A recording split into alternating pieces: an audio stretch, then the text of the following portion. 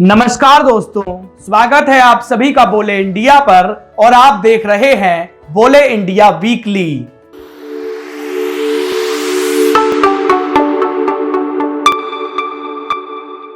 आज के इस कार्यक्रम में हम बात करेंगे सुप्रीम कोर्ट के उस फैसले के बारे में जिसके द्वारा सुप्रीम कोर्ट ने सरकार तथा किसानों के बीच के गतिरोध को समाप्त करने की कोशिश की है। कई दिनों से किसानों का आंदोलन जारी है। किसान चाहते हैं कि सरकार कृषि संशोधन कानूनों को वापस ले और सरकार ने इस बात से साफ इनकार कर दिया है।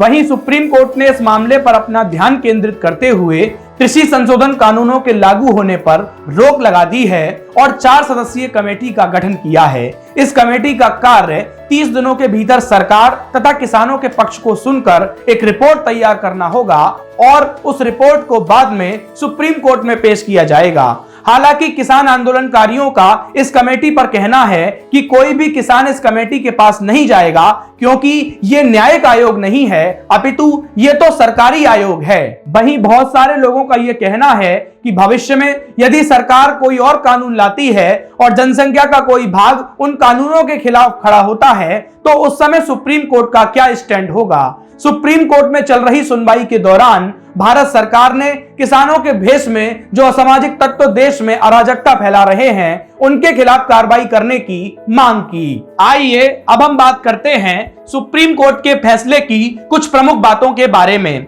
केंद्र सरकार के द्वारा लाए गए कृषि संशोधन कानूनों के अमल पर कोर्ट ने रोक लगा दी है। इसके अलावा कोर्ट ने इस मामले को सुलझाने के लिए एक कमेटी का भी गठन किया है। कोर्ट का कहना है कि यह कमेटी ना ही किसी को सजा सुनाएगी और ना ही कोई आदेश जारी करेगी, ये केवल हमारे पास एक रिपोर्ट लेकर आएगी।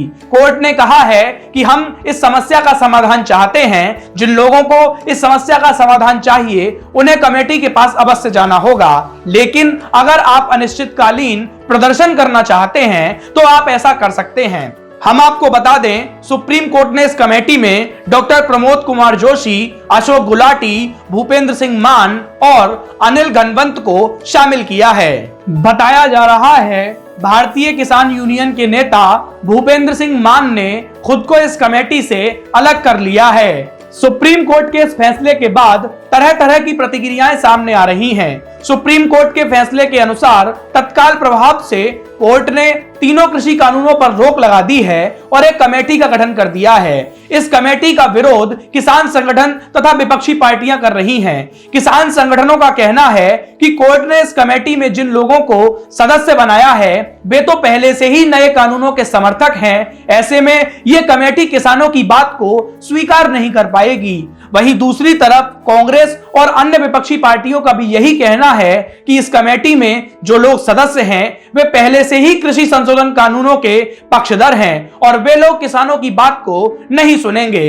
इसके अलावा किसान संगठनों ने अपने आंदोलन को जारी रखने की बात भी कह दी है। आप सभी के मन में सवाल उठ रहा होगा कि सुप्रीम कोर्ट के इस फैसले के बाद क्या यह आंदोलन समाप्त होगा, क्या मोदी सरकार को कोई राहत मिलेगी। तो हम आपको बता दें, किसानों का आंदोलन बहुत समय से जारी है। लगातार किसान अपने आंदोलन को लेकर सड़कों पर बैठे हुए हैं। वहीं सुप्रीम कोर्ट ने भी अब इस मामले में दखल दे दिया है। किसानों और सरकार के बीच अब तक 9 दौर की बैठक बेनतीजा साबित हुई है। इसमें कोई भी बड़ा निर्णय नहीं लिया गया। जब सुप्रीम कोर्ट ने इस मामले में दखल दे दिया है तो अब ये लड़ाई मोदी सरकार और किसानों के बीच की लड़ाई नहीं हो गई है, अब ये मामला कोर्ट और किसानों के बीच का हो गया है। ऐसे में सुप्रीम कोर्ट जो भी फैसला लेगा वो किसानों को मानना होगा, अन्यथा ये सुप्रीम कोर्ट के आदेश की अवमानना होगी। हम आपको बता दें, मोदी सरकार इस समय एक राहत की सांस तो अवश्य ले रही है क्योंकि उसे सुप्रीम कोर्ट से ये उम्मीद है कि अब इस मामले का कोई ना कोई हल निकलेगा। लेकिन किसान आंदोलनकारी अभी भी अपने मांगों पर अड़े हुए हैं और आंदोलन को जारी रखने का ऐलान भी कर चुके हैं। सुप्रीम कोर्ट के इस फैसले की समीक्षा करते हुए कृषि राज्य मंत्री कैलाश चौधरी का कहना है कि सुप्रीम कोर्ट का यह फैसला हमारी इच्छा के विरुद्ध है। हम नहीं चाहते थे कि संसद में पास हुए कानून पर रोक लगाई जाए, लेकिन हमें सुप्रीम कोर्ट का यह फैसला सर्वमान्य है। हम इसका स्वागत करते हैं। लगातार ये सवाल उठ रहा है कि किसान संगठनों के नेता इस कमेटी का विरोध क्यों कर रहे हैं और कमेटी के सामने प्रस्तुत क्यों नहीं होना चाहते। किसानों की ओर से लगातार ये आरोप लगाया जा रहा है कि कि सुप्रीम कोर्ट की कमेटी में उन लोगों को जगह दी गई है जो नए कानूनों के समर्थक हैं और सरकार के समर्थक भी हैं, लेकिन वास्तव में ऐसा नहीं है। यह माना जा रहा है कि किसानों के नेता इस कमेटी के सामने इसीलिए नहीं जाना चाहते क्योंकि उन्होंने इन नए कानूनों को सही से नहीं पढ़ा है। ऐसे में जब वे कमेटी के सामने जाएंगे तो कमेटी के प्रश्नों का उत्तर नहीं दे पाएंगे और ना ही अपनी बात बाहर रख पाएंगे। इसके कारण उनका चेहरा सारे भारत के सामने आ जाएगा और किस तरह से इस आंदोलन को सरकार के खिलाफ हथियार बनाने का प्रयास किया गया है, ये बात भी सारे देश के सामने आ जाएगी।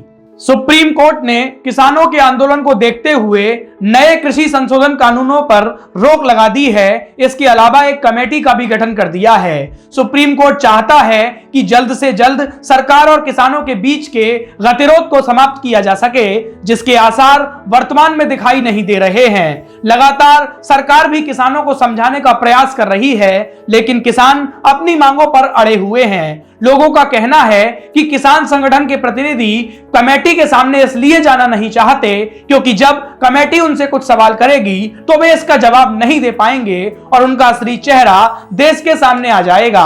देश के विपक्ष ने कुछ समय पहले राफेल के मामले पर भी इसी तरह का हंगामा खड़ा किया था, लेकिन सुप्रीम कोर्ट के निर्णय के बाद दूध का दूध और पानी का पानी हो गया। केंद्र सरकार ने सुप्रीम कोर्ट में कहा कि केवल कांग्रेस शासित राज्यों के किसान ही इन कानूनों का सबसे ज्यादा विरोध क्यों कर रहे हैं, जबकि पंजाब सरकार ने तो कृषि संशोधन कानूनों को प्रदेश में पहले ही लागू कर दिया है।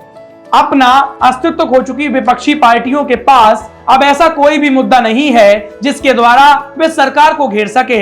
इसीलिए किसानों के कंधों पर बंदूक रखकर ये लोग प्रधानमंत्री मोदी की लोकप्रियता को कम करना चाहते हैं, लेकिन ऐसा होता हुआ नजर नहीं आ रहा है। कांग्रेस पार्टी जब सत्ता में थी तो इन्हीं कानूनों का समर्थन करती थी, लेकिन आज सत्ता से बाहर है तो इन्हीं कानूनों का विरोध करती है। किसान संगठन सरकार की बातों पर विश्वास नहीं कर रहे हैं। किसान संगठनों को सुप्रीम कोर्ट के फैसलों पर भी विश्वास नहीं हो रहा है। ऐसे में सबसे बड़ा सवाल उठता है कि किसान संगठन अब बात मानेंगे तो किसकी मानेंगे? ये आंदोलन समाप्त होगा तो कैसे समाप्त होगा?